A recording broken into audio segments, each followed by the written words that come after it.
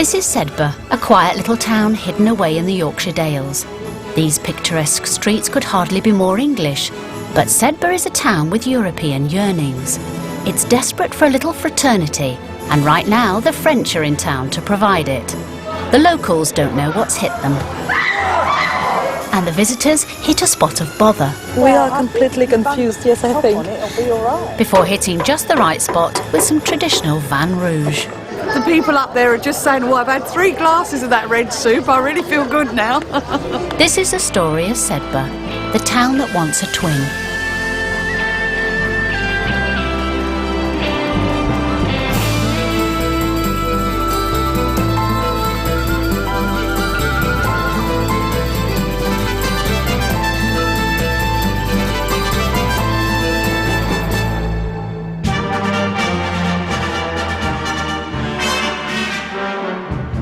For hundreds of years, Sedbergh has muddled along as a small but perfectly formed town in Cumbria.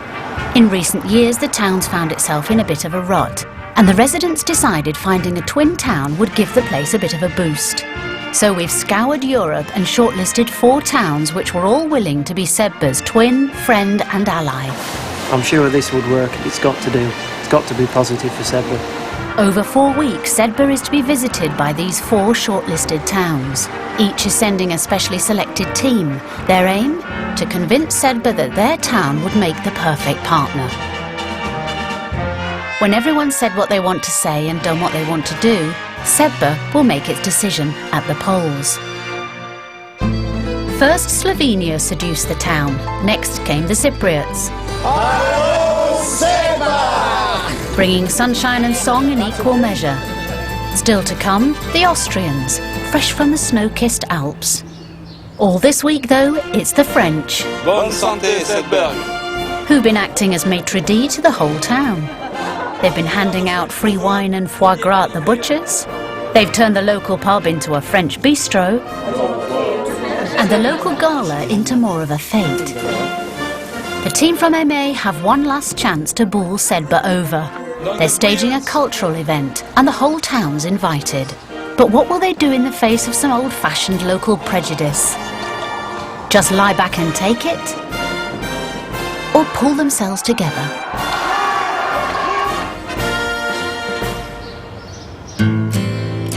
All week, the French have been living and working with their English counterparts. They've been so busy getting to know the locals that the big event has been put on the back burner. Now, with only 2 days to go, Isabel Jansen and her English host Sandra have called an emergency meeting. This event you're organising, Isabel. What is it, by any chance? So, good afternoon, everybody. We have a cunning plan. A cunning plan, a very brilliant plan, a very clever plan. We have decided with Sandra to have some games in the afternoon, some medieval games, and to have a supper in the evening. A supper like a buffet. I tell that to Mark, to the chef, and to Pierre. Okay. We would like to have 6 teams with 5 players in each team. These are the games we have in Eymet. Bale pitching. Bale pitching, yeah. Tug of war. This is with a rope. Yeah. The ladies sumo and... Not very medieval, that. Well, we've only got till Saturday to put this event on, so... We have a lot of work. The French don't have much time. It will require an enormous effort by every member of the team if Saturday is to be a success. One of the Eymet team, Roland Tatar, is a wine producer at home.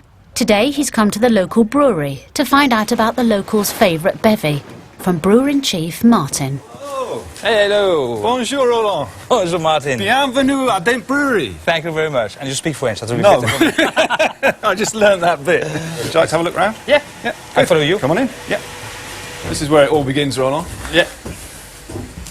The top part of the brewery. Today, Roland, in your honour and your visit, we're going to make a special light beer, similar to a lager, but have that continental touch to it. Ah, okay, yeah. Okay. So, just adding the last ingredients, we have different types of malt. Yeah. Mainly it's a malted barley, but this is actually malted wheat. It's browner. This is browner, yeah. It's, this is actually a malted wheat, so if you put too much wheat in, you end up with a cloudy beer. And English people don't actually like cloudy beer. Okay. Get it sent back to the bar. Roland is honoured that a beer is being specially made for the French team. The promise of free ale should help attract a few extra punters to the big event. All he has to do now is wait.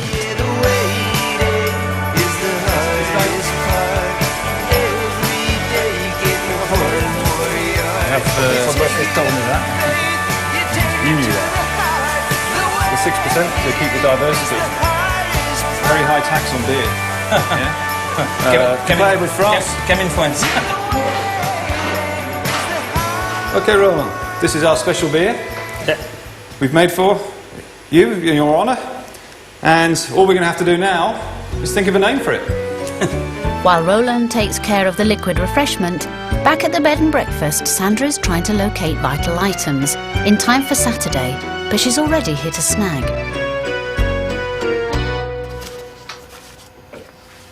Oh, I'm getting the music now. It's wonderful, isn't it? Bumpty music. It's in a shop. Yeah, do you get it on the phone as well in France? Do you have music while Yes, you're of course. waiting? Yes. And you have those awful call thingies where you've got press 1 to do this. Yes. And press 1 if you want to cut your wrists. Hello, me dear. I believe you do have some canoes. Is that right at the school? Oh, good. That's grand. Yeah, and you and I can have a sumo wrestle at the end. Yes, I can't wait. I hope it's in mud. Thanks, bye. A big turnout is crucial to the French event's success.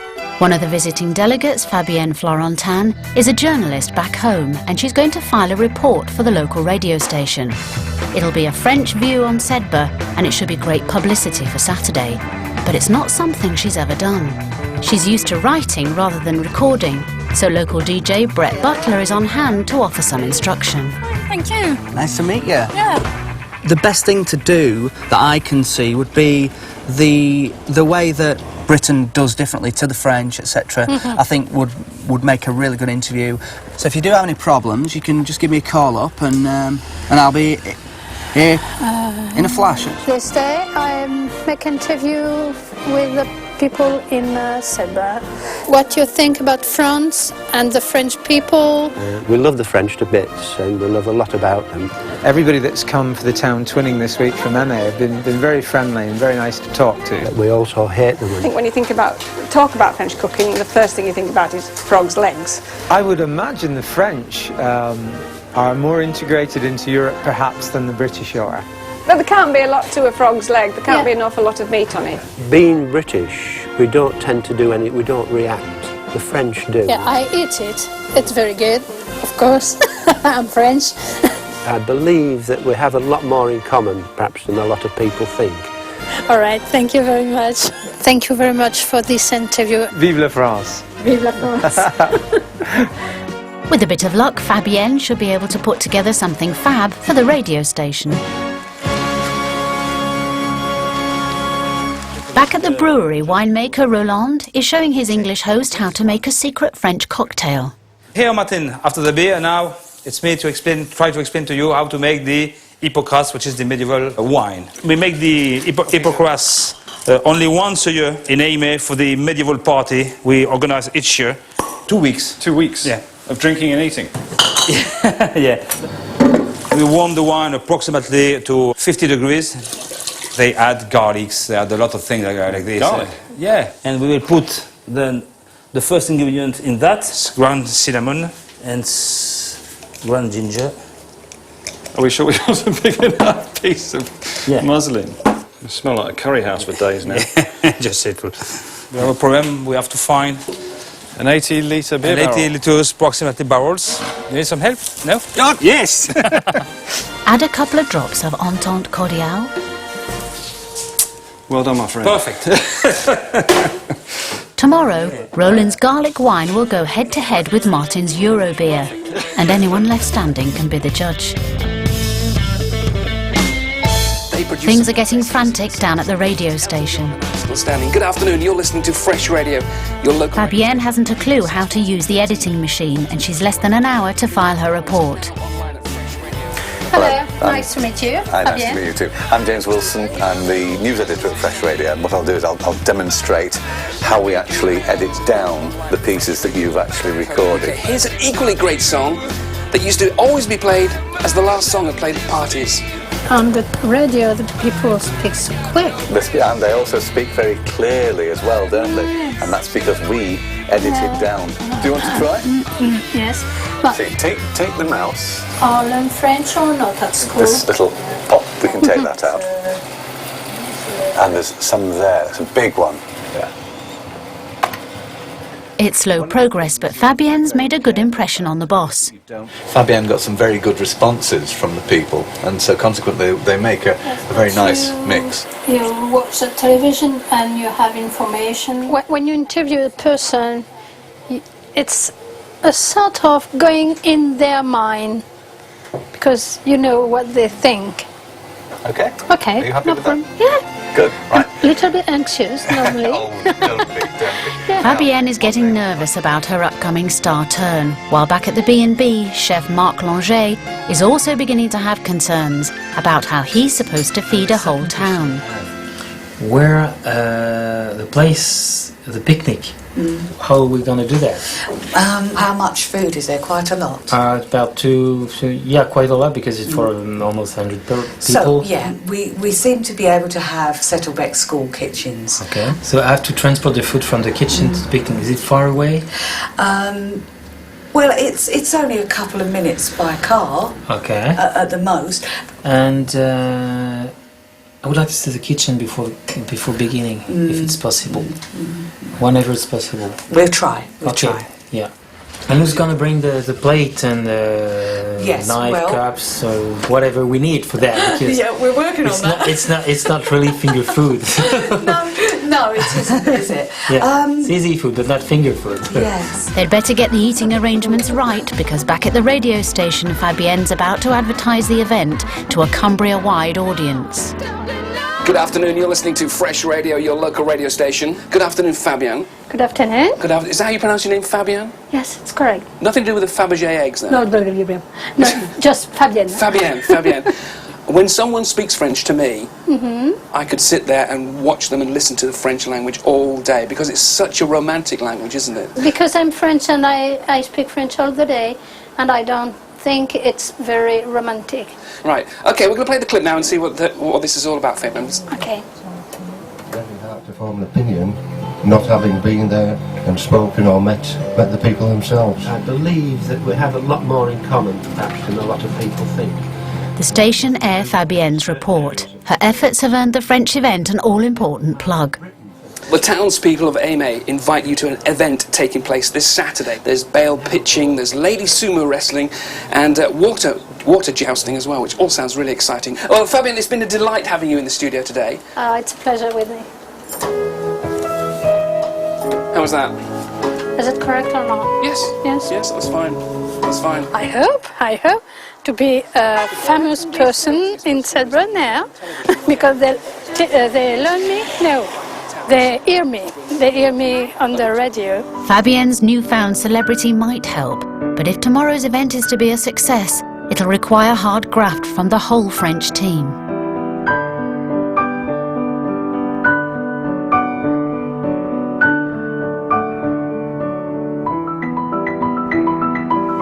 The big event is only hours away, and at the bed and breakfast, last-minute props are being hastily improvised by Sandra and Keith. The preparations are proceeding in the usual chaotic fashion, but I'm sure it'll be all right on the afternoon. The weather don't look too promising, but then anything can happen. These look rather weird, don't they, these things? Paddles for the jousting competition. These are just little streamers that perhaps might decorate where we're having the food. That's it. So... Oh dear.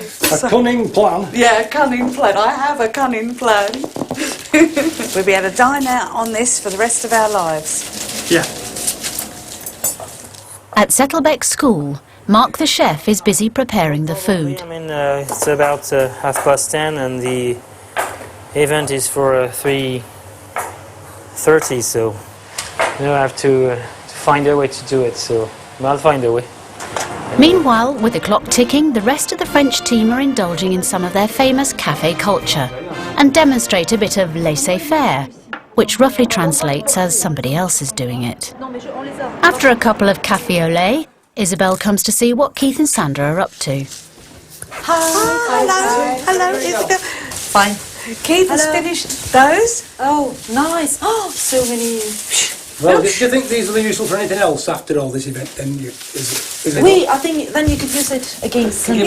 Wait. Pasting with. No, I think I'll use it against him. What do you think? Very nice. Aren't they fun? Oh, how many? If there's 6. I think it's all right. Yeah, I think so. 1, 2, 3, 4, 5. This afternoon is based on Eymet's medieval event, which they've been staging for hundreds of years. It'll be a series of traditional games, followed by a buffet of traditional French cuisine. It's supposed to be taking place on the playing fields of Sedbergh School, but the French have reckoned without one thing: the British weather.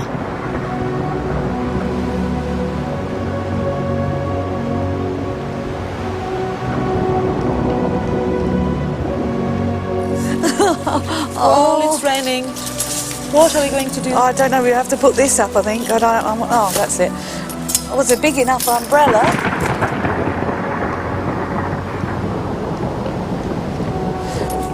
Come and join us. Come under here. You've got wet, haven't you? Is it a good sign to have the clouds there on the hill? No, they already went and now they're back again. I don't know. We're going to have to look at Plan B. Unfortunately for Sandra, Plan B, cunning or otherwise, is yet to be devised. At least Mark is indoors, over in the school kitchen. But he's discovering that when it comes to the big event, size really does matter. The problem is the equipment. I need a couple of fry pan more, and this is too small. We can put almost three breasts in it, and the ideal will to put 10 by 10 because I have 50 or 60 to cook. Plan B turns out to be the same as Plan A, only wetter. So the car is loaded up in the hope that the weather has a change of heart. You've got good lass as well, haven't you now? It's all right. Voila. English weather, it's not bad, but not today. Tomorrow will be better. There is some much needed good news when they arrive at the school. Someone's lent them a gazebo, a sort of poor man's marquee. All they have to do now is work out how to put it up. We've got 3s, but then we've got a big pile of 3s and no 4s. Here's the instructions, Keith. Kind of thing when it's 10 minutes when you know and 10 hours when you don't know. As the event literally falls apart around them, it's beginning to irritate Isabel that certain members of the team are nowhere to be seen. The problem is that we have a lot of pieces and no help.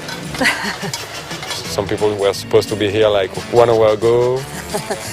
I think we need some help, but nobody is available. And the weather don't help because we need more things and we're not sure we can do everything in the right place. So yeah, we're working on it. Right. Everything's so wet. I think it's only fair that the French should sample real British weather. I mean, it's only fair we get theirs when we go to France, don't we? In fact, if I could get it down a bit lower, I might be able to figure out how the roof comes. This go on the ground. Was it? No? No. I think it's very bad. We are completely confused, yes, I think. It'll be all right. Can you bung the top on it, Cal? No, it won't. It'll all fall down. It's enough to turn Isabel to drink. Have you got any beer?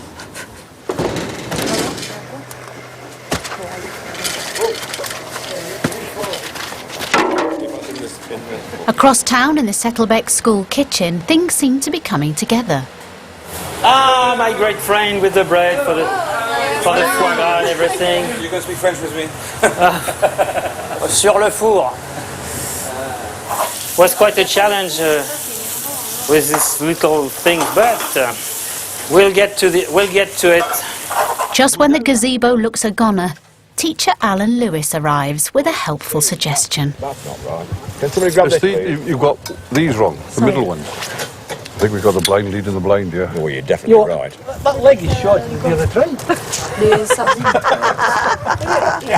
And just when they're about to give up and go home, Alan comes up with the goods again. I think I might be able to solve your problem. Oh, you're wonderful, Alan. I've had a word with the boss and you can use the gym, so Yes. you don't have to do this. I just cleared it. Oh, Yeah. bless. So you can do it. They're all right with it, honestly. I've just rung it. So, All right? can we have a look? Yeah. Thank you. Follow me. Thanks. Come on, Isabel. We'll have a look, girl. We'll put this. You're telling me it's a release. Look at the state of me. I think I'll just get in the swimming pool and have a good swim. Okay. Thank goodness for Alan Lewis, eh? And his influence. So it seems the event is saved, but it may only be a stay of execution. We are very late. Roland is not here, and Fleur, and we wanted to prepare there, but because of the weather, we are now inside. So we are an hour late, but it will go. It's not only preparing for the event that seems to have slipped the minds of some of the French. Across town, Mark, the hard-working chef, has been forgotten as well. And now the chef is waiting for the people. So I have a bit of a problem with that, because I need somebody to take this out to the other place, and I don't know where is my lift. So I'll wait. As a chef, I have nothing to do else. Without Mark and the fruits of his labour, there'll be no buffet. And without a buffet, there'll be no event. In the sports hall, the strain of trying to erect the gazebo has finally taken its toll on Olivier. It's clear that I'm relaxed. It starts to be a long day, a little bit too early today. 2 dinghies need inflating for the water jousting. A recumbent Olivier has delegated the job to Keith, who's distinctly unimpressed. This is typical, this. Typical French, this. Born idle. And just to add insult to injury, Keith's pump is kaput. I think it had a major rupture of the aorta. And I think it's broken. Never mind, we'll get it up one way or the other.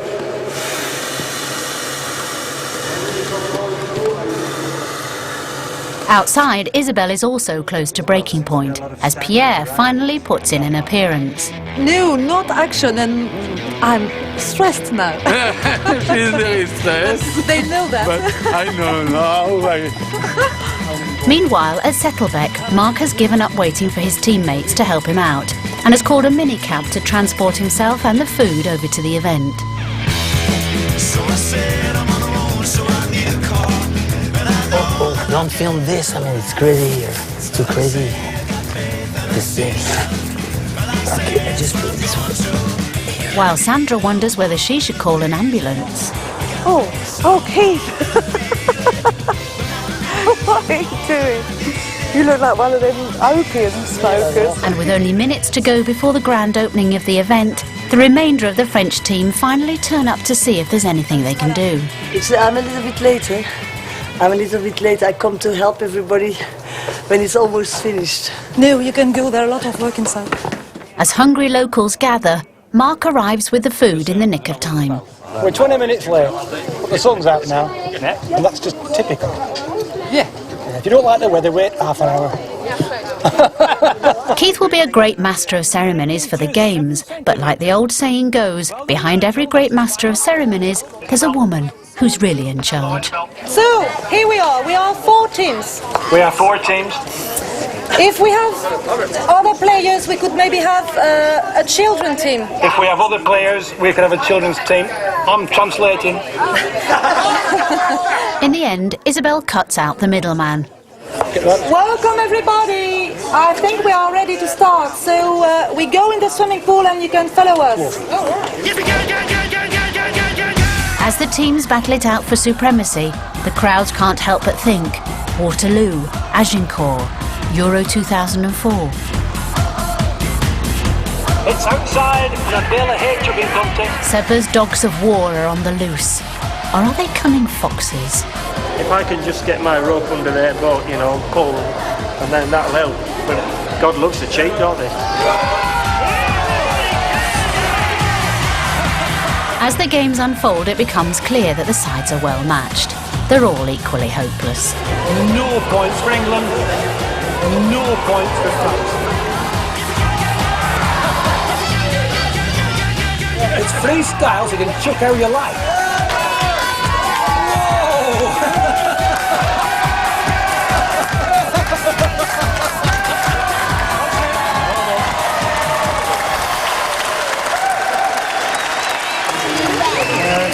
We're gonna serve from the other side. I think that would be better. After an hour of pitting their wits, or rather lack of them, against each other, there could only be one result.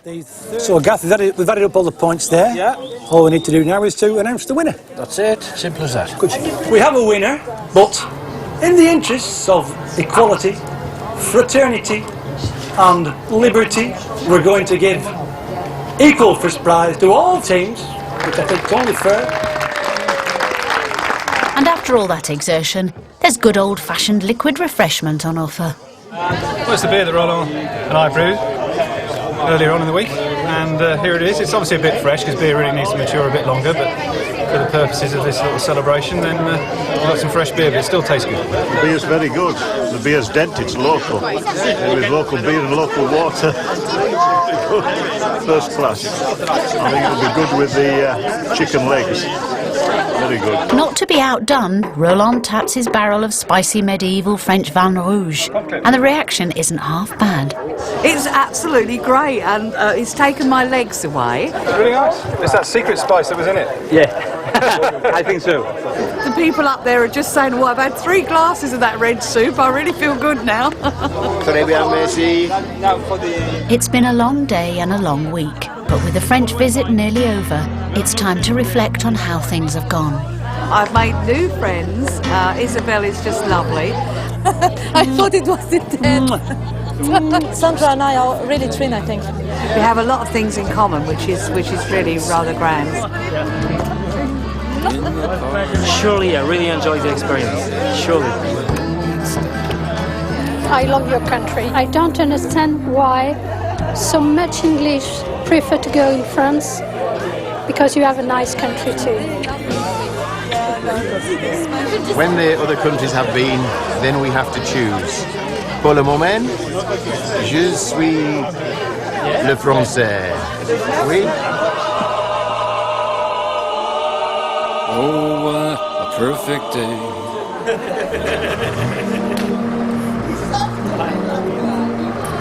The following morning, it's time for the French to leave. The election isn't for another week, but it's a sign of how good an impression they've made on Sedbergh that even the busy farmer has taken the time to wave them off. Nice to meet you. Good luck with the wine.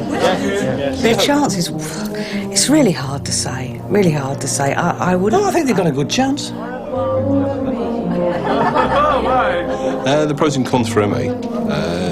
They've got quite a lot of wine. I can't really say what the chances are until I've seen what the competition is. One thing's for sure, the other competing towns will have their work cut out to beat the French. Sedbergh, though, will be ready.